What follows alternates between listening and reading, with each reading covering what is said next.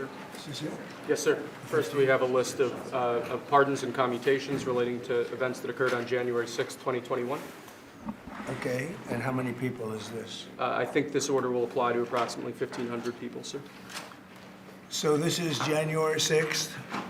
These are the hostages. Approximately 1,500 for a pardon. Yes. Full pardon. Full pardon or commutations? Full pardon. We have about 6 commutations in there where we're doing further research. Nice to see you again.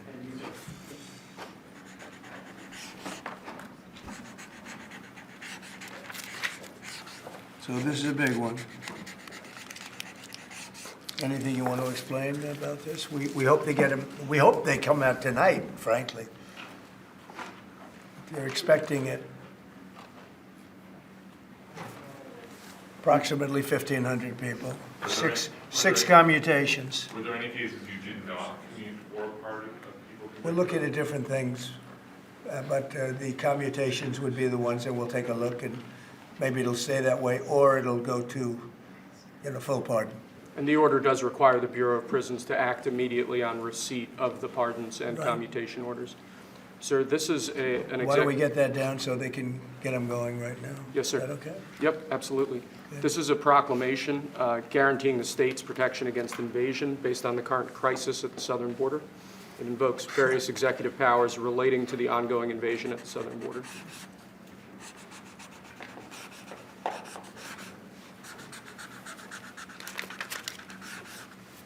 Mr. President, what makes you confident that those are not going to be blocked by the courts? I don't think they will. I don't think they can be. They're very straight up. Why don't you take that and go over here? Could you get him over here, not on the side angle? Do you mind? Just go right over here with your friends. Okay? Sir, this is an executive order realigning the United States Refugee Admission Program to better align with American principles and American interests.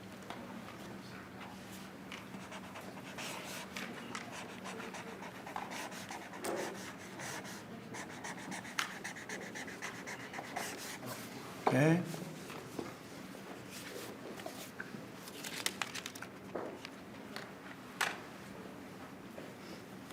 Okay? Thank you, sir. This next executive order is about protecting America from foreign terrorists and other national security and public safety threats. Again, crisis at the border, but it goes beyond that and it implicates other executive powers as well. Okay?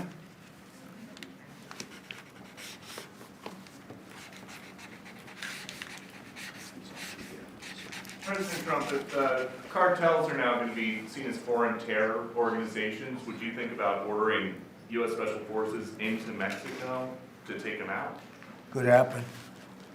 Stranger things have happened. Mr. President, And that was actually how will you make sure that Maduro will accept Venezuelans? Say it. How will you make sure that Maduro will accept Venezuelans? Well, we're going to see on Venezuela. We're looking at Venezuela very strongly. It's a country I know very well for a lot of reasons, and it's, boy, it was a great country 20 years ago, and now it's a mess, right? Sir, can we expect ICE raids starting tomorrow in major cities? What does that mean? Can we expect ICE raids in major cities? I don't want to say when, but it's going to happen. Has to happen, or we're not going to have a country left. This is actually an executive order designating the cartels and other organizations to be foreign terrorist organizations. That's a big one. Yes, sir.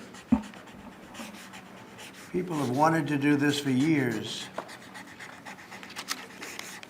So they are now designated as terrorist organizations, foreign. And Mexico probably doesn't want that. But we have to do what's right. They're killing our people. They're killing 250, 300,000 American people a year. Not 100, like has been reported for 15 years. It's probably 300,000. This is an So executive... you just said Mexico doesn't want that. How are you going to deal with this? I don't know. You'll have to ask them. Sir, this is an executive order entitled Protecting the American People Against Invasion, which again deals with the southern border and the unprecedented admission of illegal aliens across the southern border.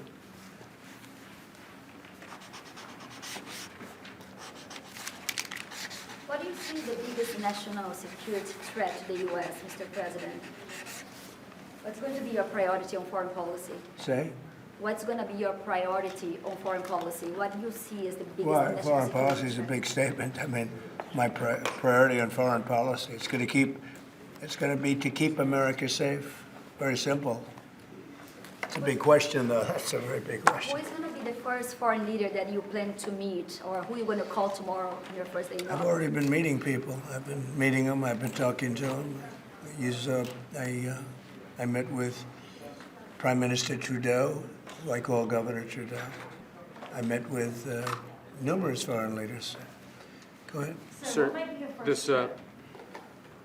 this next order relates to the definition of birthright citizenship under the 14th Amendment of the United States. Good. That's a good one. Birthright. That's a big one. What about that one in the course? That one is likely to be passed. Could be. We think we have good grounds, but you could be right. I mean, you'll find out. It's ridiculous. We're the only country in the world that does this with birthright, as you know.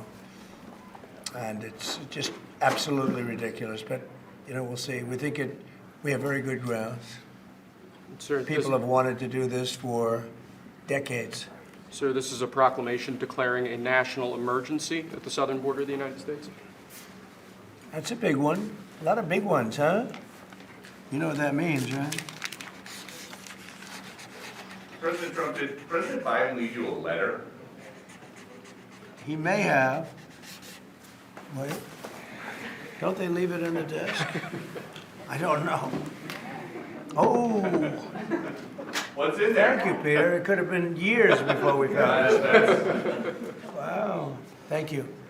what does it say on the outside? Maybe we should all read it together. Let's read it.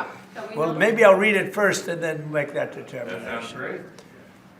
Peter, thank you very much. I may not have seen this for months. Happy to help with the passing of the torch. I did. I left him one in the desk just like this. What are you talking about in the memo?